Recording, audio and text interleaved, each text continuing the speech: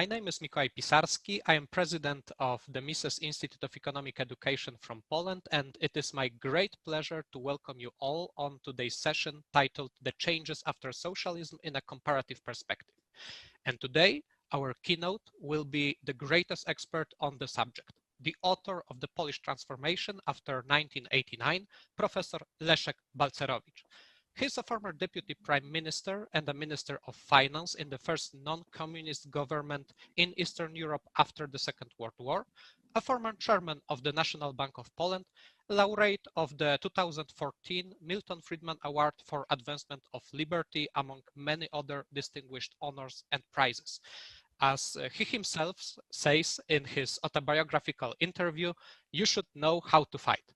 And he sure does, which not only he demonstrated while leading the free market transformation of the Polish economy in the 90s, but also that he and his team in his think tank that he founded in 2007, the Civil Development Forum, demonstrate today, while they remain on the first line of fight to uphold the rule of law and the principles of classical liberalism in increasingly authoritarian Poland.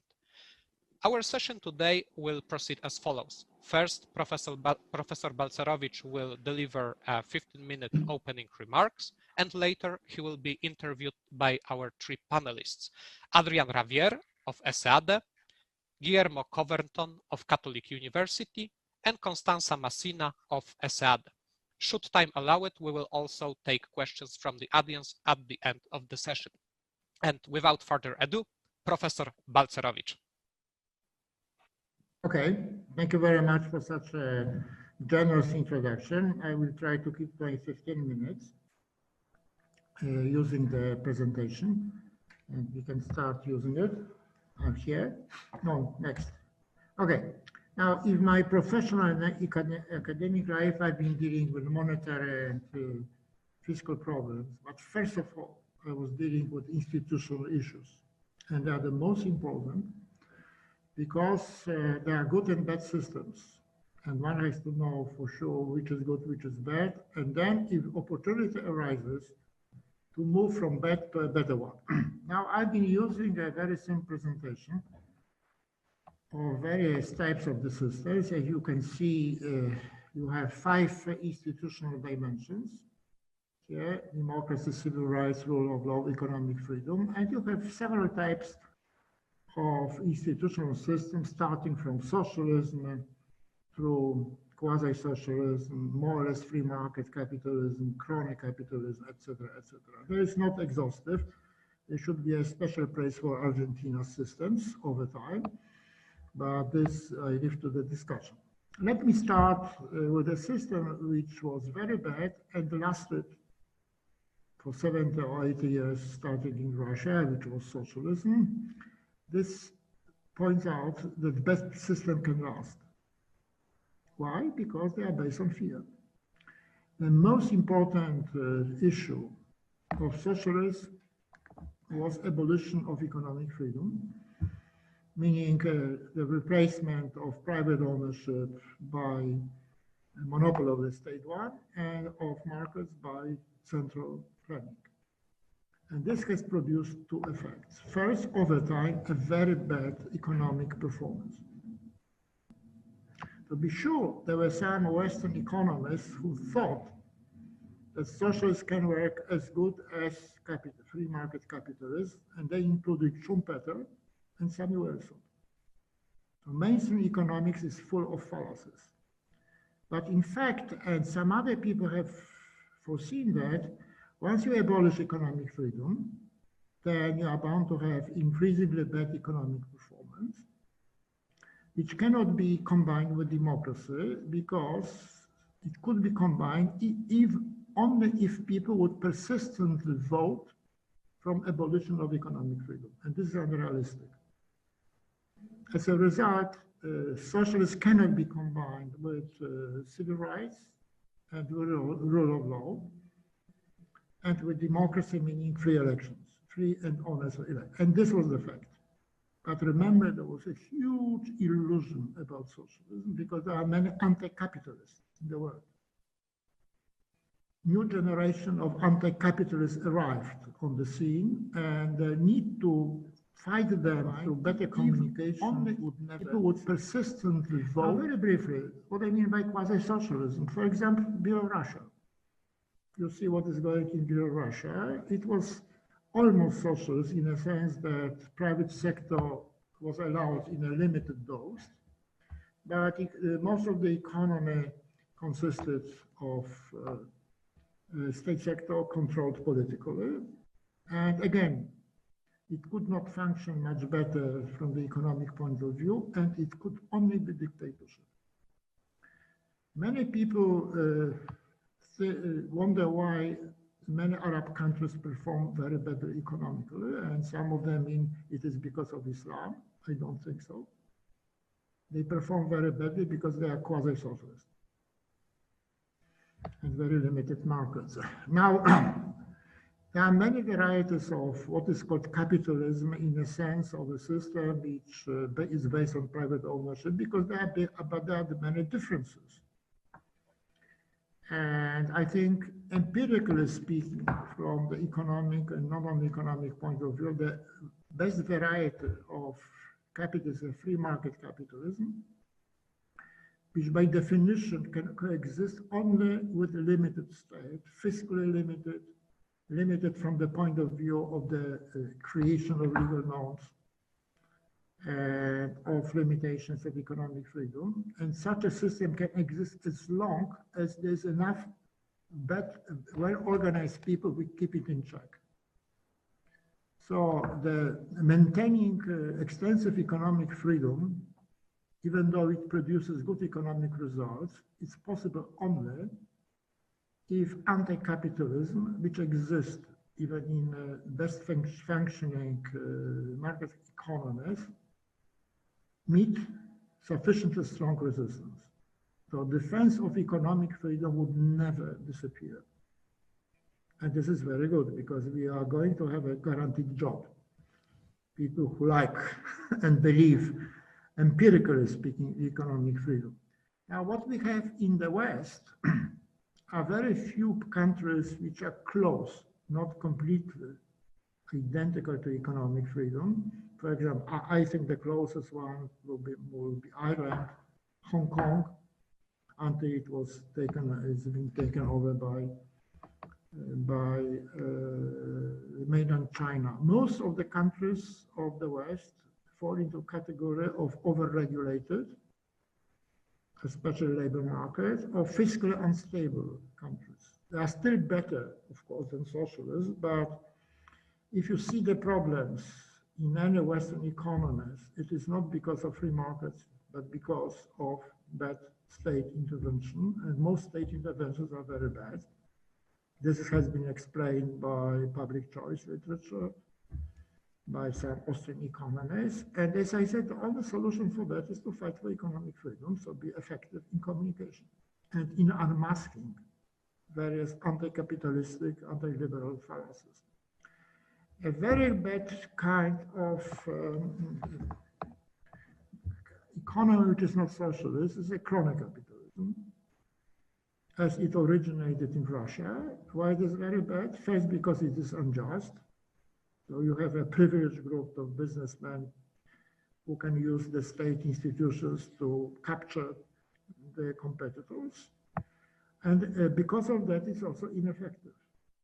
So crony capitalism is a very bad system, perhaps economically a little better than socialism, but not to be recommended. Now, you can add to that some other types, but I think this captures the main varieties of systems in the West.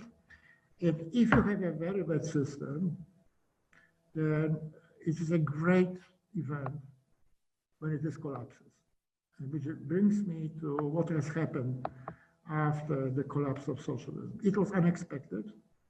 Collapse of bad systems is usually unexpected, like epidemics, unexpected. But you have to work to be prepared. So coming to Poland, I have a hobby. As a young person, I was interested in reforms. In the 80s, I worked with a group of people, and we started as a hobby such fundamental issues like property rights, protectionism, fiscal problems, monetary problems. As a hobby, we never dreamt that this would be useful during our life. But all of a sudden, there was a collapse of socialism, first in Poland and in other countries. And since there were not many people who were working on a program for a free Poland, for the lack of competition, I was asked to be in charge of Poland's economic transformation. Now, very briefly, if you have more questions about that, I would be very happy to respond to these questions. How much time do I have still? 7 minutes. Oh, 7 minutes, plenty of time. So we move to the next. This is illustration how costly was socialism in every case compared to a relatively efficient market economy. And there is no good socialism in the world. There was never in history. Which should puzzle people who know how popular has been socialism. Extremely popular, especially among intellectuals, not only in Russia, but also in the West.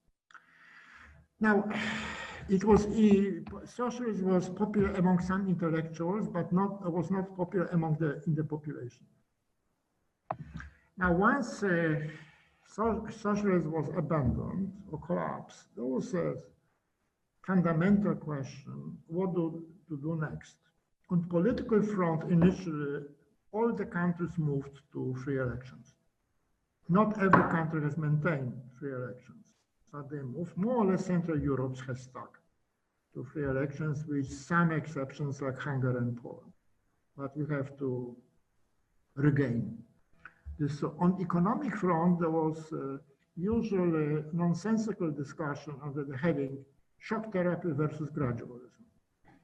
It was nonsensical because shock was frightening people, and gradualism is something which is very vague. What does it mean? I never use that. Now, in my strategy, first I assumed that the most important thing economically for Poland is to catch up. And this depends on the target system, what we want to introduce.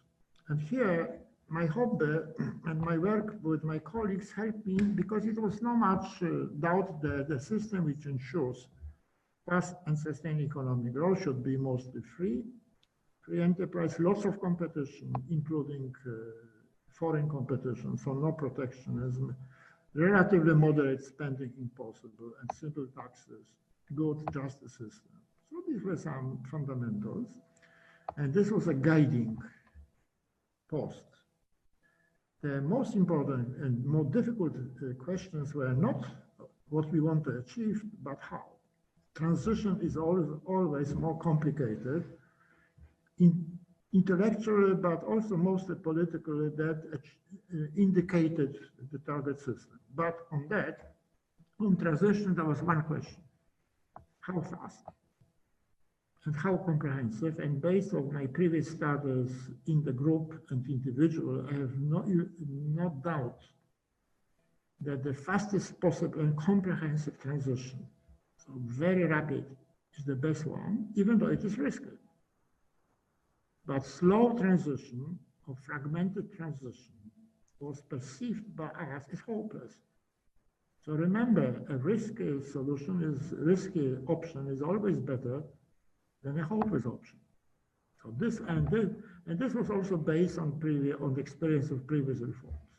So target system was clear, more or less, and then a transition strategy that's fast and comprehensive and not slow, it's grudging. And we try to stick to the strategy, of course, with some deviations. But after experience of 30 years, there is no doubt that countries which followed radical transition, like Poland, but also later, even more radically by the Baltic countries, have achieved much better economic results. And those who follow alternative strategies, like delays or slowness or fragmented, etc. There is no country among the socialist countries which have followed this alternative strategy which has not suffered. For example, Poland has more or less the same per capita income in 89 like Belarus or Ukraine. But for various reasons, these two countries have fallen, have suffered as compared to economic growth of Poland. Now, to maintain the fast transition, initially it was not very difficult because there was a period when people usually expected radical change, but later it was more difficult because there was more and more politicians who came to the conclusion that contesting radical transition is useful for them in terms of support.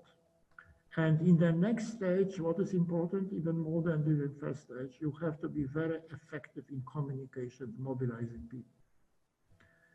I would end with comparing two periods in which I had the same function, Deputy Prime Minister, Minister of Finance. The first period, the romantic or heroic, was between September 89 and December 91. We started under catastrophic conditions and we moved very fast. Of course, many problems remained, but we lowered inflation. And first of all, we allowed the private sector to grow under the conditions of competition. It's extremely important to allow private sector to grow under the conditions of increasing competition. And there was not much need for persuasion, etc. There was need to move as fast as possible. Because this period, which I called of extraordinary politics, can last only for 1 year, 2 years at the most. But I was acting in a second period under completely different conditions of normal politics, means lots of parties. I was then a chairman of a free market party at a junior party with a conglomerate of various right parties plus the trade union solidarity. And in this exotic coalition, we have pushed up very important reforms, privatization of the banking sector, of metallurgy, etc. Pension reform, fundamental pension, which was later reversed. Then very comprehensive restructure of mining. We have extracted more than 100,000 miners from the mines. And these mines were very inefficient. So extracting miners from inefficient mines is very productive. We have to change it. But how was it possible? Of course, it required a lot of fight within the coalition. I was the main fighter then also, but also a lot of communication. And I collected a team of younger people who were usually faster than older people, and they were very good in communication. And this helped very much in a very different political conditions to push up some fundamental reforms. So I would end with this note. Thank you, Professor, for the great opening remarks. And now we have three great scholars on the panel who will proceed to interview Professor Balcerowicz on the details of the process of the transformation. First question will come from Adrian Ravier of ESEADE. Please, Adrian. Well, thank you and congratulations, Leszek, for your presentation. My question is about your visit to Argentina. What do you think? What do you find in Argentina? What do you think about the government of Mauricio Macri? And why do you think that a country as Argentina, or even North Korea, or Cuba, or several countries like Venezuela, do not accept to change their economies to a free economy, or a free market economy? When we see theoretically and empirically a lot of evidence that shows that we are going to be better if we have a free economy. I understand there are two questions. The first question, this was my second time in Argentina after a long break. This was the meeting of so-called G30 group, which was created by Paul Volcker, a legendary central banker, and groups, former central bankers like myself, or active central bankers, and some economists. And very strangely, because this was 2 years ago, I think, and we invited a year before by President Macri, was then supposedly quite successful. But when we arrived, it was just a crisis. We were supposed to meet him, but he was so busy that we had not met him. So we were participating in the meeting, which was supposed to honor reforms in Argentina, and then the crisis. I have not studied in a great detail the policies of the former president. I can only say that my impressions from what I have read before was that he was too slow. So his assessment of risk turned out probably to be wrong. I'm not saying that he was because of his personality, probably it was his political calculation that it was better to move slowly than, and probably he underestimated the risk of what? Of a crisis. And once you have a crisis, you are finished politically. Especially if you promise end to the crisis. So I think in the case of reforms, what is really very, very important is the risk assessment. I understand once you have a reformer wants genuinely to improve the economic situation of the country, but then he has to be correct on calculus. And there are some people who think that moving fast, being radical is more risky than moving slowly. But under some situations, say, if you put down fire, to move slowly is very risky compared to move very fast. Okay, so much on my impressions. On the second point, I think Argentina is very different from North Korea or Cuba, because in Cuba and North Korea, it is just based on naked force, repression, and killing opponents. And there is, as long as this terror machinery will be intact, you can't have change. And the change, because people who are not armed cannot abolish tyranny which is armed. Physically. So what can be a solution which you cannot devise? Something which is happening unless a war from outside, and then the collapse of the regime. I remember Falklands and the junta, or something happens in this black box of dictatorship, but you can never know. So this is a very, very difficult situation. I don't think we have such a issue because I understand that the regime is not based on the naked use of force, but on perhaps unhappy balance of populists versus liberals, which can be improved. Because you are not frightened by the Peronistas. That my understanding would be there are still too many people who believe in fables or in anti-capitalistic propaganda, etc. So in this situation, the solution is to be more effective in communication. And for me, communication includes skillful, truthful, but very strong demystification of populist policies. So communication fight. So I congratulate you on being of such a numerous gathering. And obviously, sorry for saying such an obvious thing, modern communication includes using social media. Confirm the truth of what Professor just said. Just recently in the Polish Facebook, there began a group of fans of the tweets that Professor sets out, and I know that many of them are watching us today. So hello, guys. Oh, yeah. And we will proceed to next question from Guillermo Coverton of Catholic University.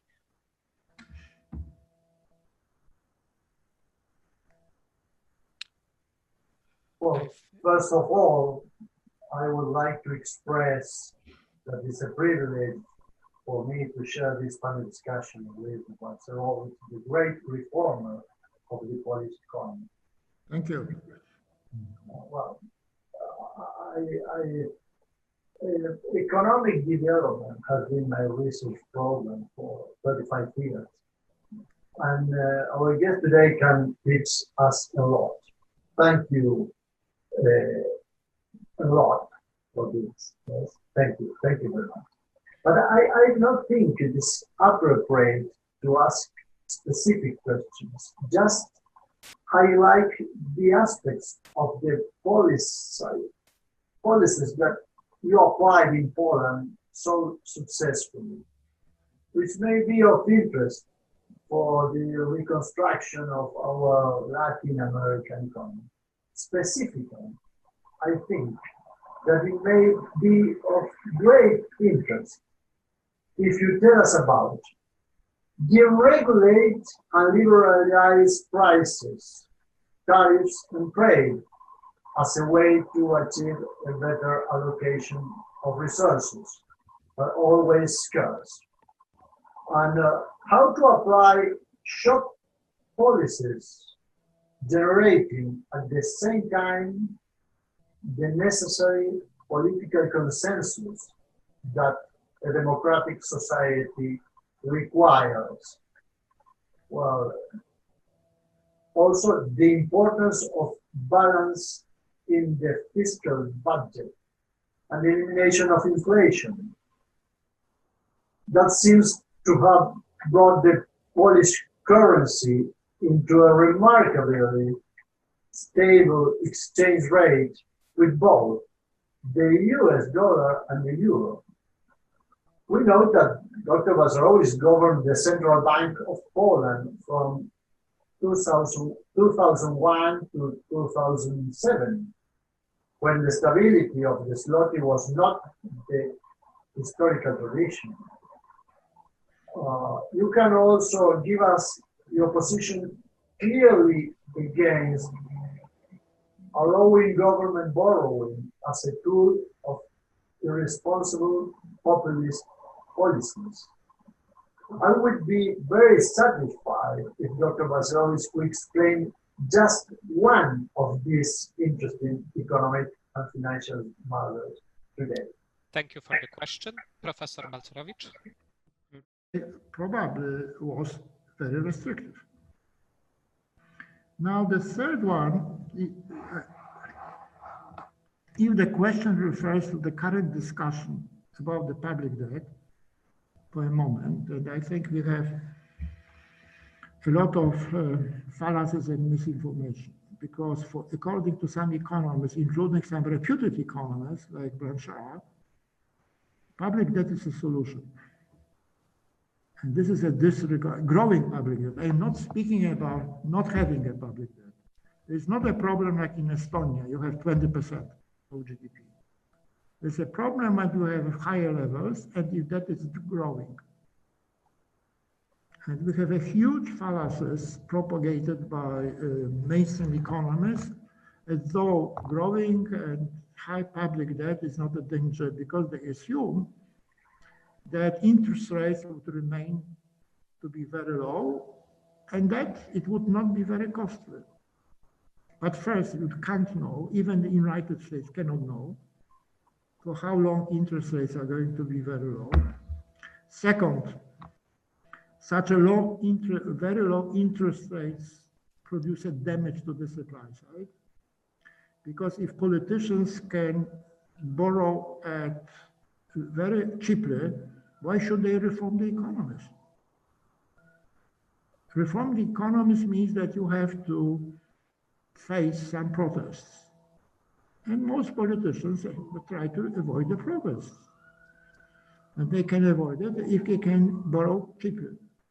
The third, which is well documented, once you have a very low interest rates like in the Western countries, it pays for the banks to lend to so-called zombie companies, so inefficient companies, which would be eliminated on the higher interest rates, which distorts the structure of the economy. And these issues are not very much discussed. And finally, if you expand spending because it is financed by cheap borrowing, what kind of spending do you get? Are you going to believe in the orthodox Keynesianism that public spending is also always very good? This is a fable. This is an illusion. If you compare this to the experience of real world, or what Buchanan and other economists have written about the behavior of the government. If you can cheaply finance spending, then spending risks to be very ineffective, because then you can cheaply subsidize inefficient enterprises to the detriment of economic growth. You can bail out various private and public companies, and you can increase social spending, and in this way reduce incentives to work. So a fundamental thing which is, I think, forgotten under the influence of post-Keynesian propaganda is the spending is bad. Public spending, because of its structure, tends to be bad, damaging the supply side. And once you recognize this, that you would not encourage people to incur a higher public debt. Thank you, Professor. So we've taken 2 questions from Adrian, 3 from Guillermo, and now it's Constanza Massina of ESADE. Please, Constanza. Thank you very much. Thank you, Professor. You have talked about the institutional framework that make economic growth and economic change possible. As a political scientist, I am concerned about democracy and its relation with economic growth. But now it's beyond that democracy faces global challenges. The number of liberal democracies, you know, as you saw in the index that were in your presentation, has declined in the past 10 years. Freedom of expression and the media are the areas are under the most severe attack by governments. In Poland, democratic erosion has mainly affected the media environment, the rule of law, and the judicial constraints on the executive power. So, do you consider Poland as a case of democratic erosion now? Beyond economic achievements, how can this democratic deterioration can be explained? What has not worked or what has changed since you started the reforms? Or finally, do you think the program that you implemented is now transforming or has been abandoned, changing to some kind of populism, or is Polish under another transformation to crony capitalism or overregulated capitalism? In any case, despite the economic improvements that you told us, how can the democratic erosion in Poland can be explained? Very important questions. I have written some essays on bad transitions or authoritarian transitions, which I'm very happy to send you. Now, well, let me try to respond to your important questions. We have a deterioration of the quality of democratic debate, even in advanced countries. Look at United States. But what is happening in some less advanced countries is worse. And they call it bad transition after free elections. Now we have 3 types of cases. First, when this bad transition is finished, meaning that it's impossible for the opposition to win elections because they are fake elections or dishonest elections, etc. This is the case of Putin, probably of Erdogan in Turkey, and until at least now on Lukashenko in Belarus. Remember, he has won genuinely free elections in 1994, and these were the last free elections. This is one case. The second case is when that transition started after free elections, but was democratically reversed. And this happened in Macedonia. The strong man who tried to abolish democracy now has a refuge in Budapest, which has a beauty, but he lost elections.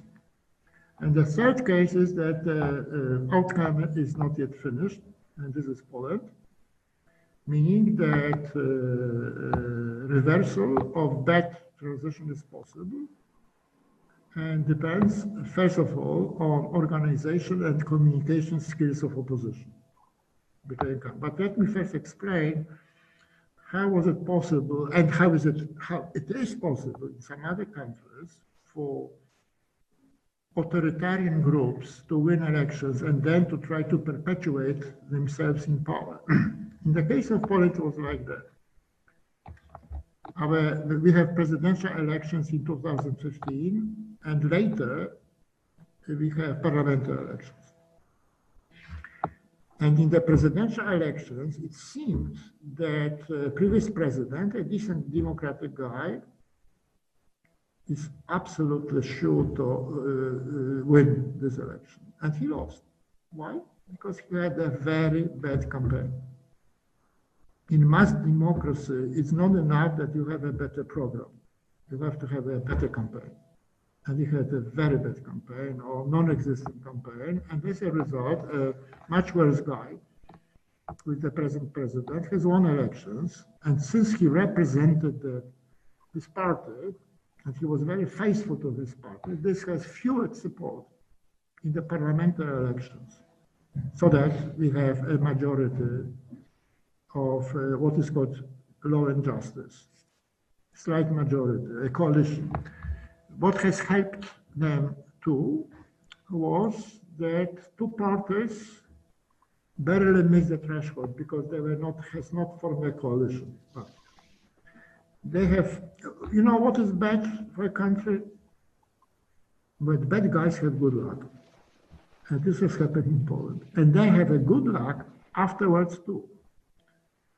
Because economy accelerated, not because they have a very good economic policy, they have a very bad economic policy, but there was an acceleration of economic growth in European Union. Because of some problems in Ukraine, many people, the number of Ukrainians working in Poland has doubled. And this has strengthened the economy. In every country, when economy is improving, many people think that those who govern are okay. Because many people are not bothered about things which seem to be too sophisticated. Rule of law, judges, etc. So certainly this has helped. Now, despite that, and that has maintained the support for the booming economy until recently. Now there's a next chapter, what would be the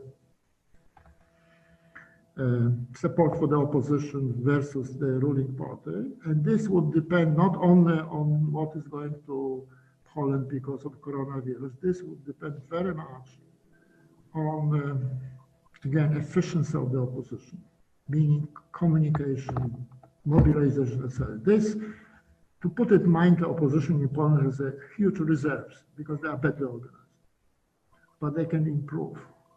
And even with the fact that they were not very efficient so far, they have gained the Senate, when 2 years ago the elections, and during presidential elections, if these elections were honest, which were not, the incumbent president would have lost.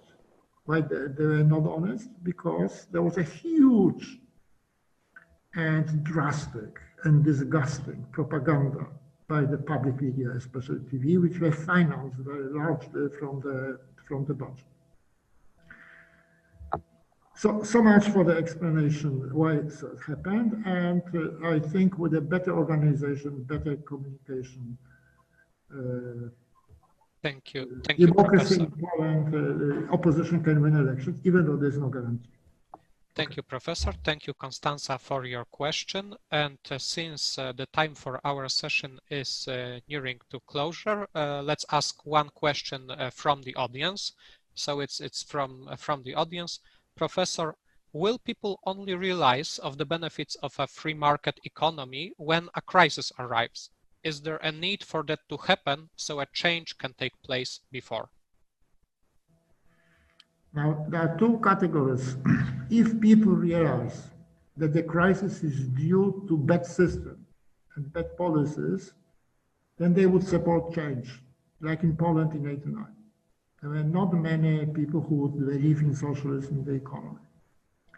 But if people believe that the crisis is due to free market reforms, then they would support populism status. And my impression when I was looking at Argentina was that there was a series of genuine free market reforms under Caballo and Menem, but there were some gaps in reforms or errors.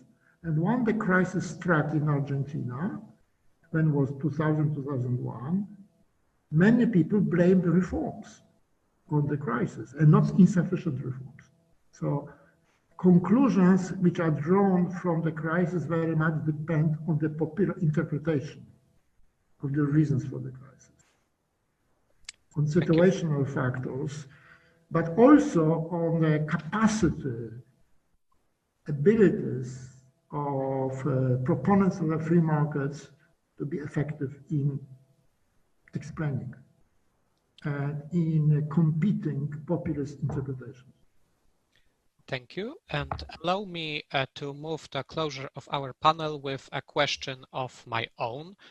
Since we see it in Poland that even the best transformations can fall prey to a populist authoritarian government, and that's what I believe is happening in Poland. So with that knowledge that you have today, what would be your advice on how to safeguard our institutions and how to safeguard these gains that we make during a transformation so that no populist government, no authoritarian government can dismantle it as it's happening here and in many other places around the world?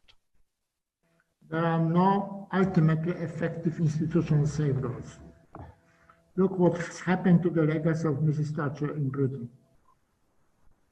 Gradual erosion, and on the part of conservatives. The absolutely necessary safeguard is a very effective organization of people who believe in freedom and the rule of law, so that they can unmask anti-liberal propaganda.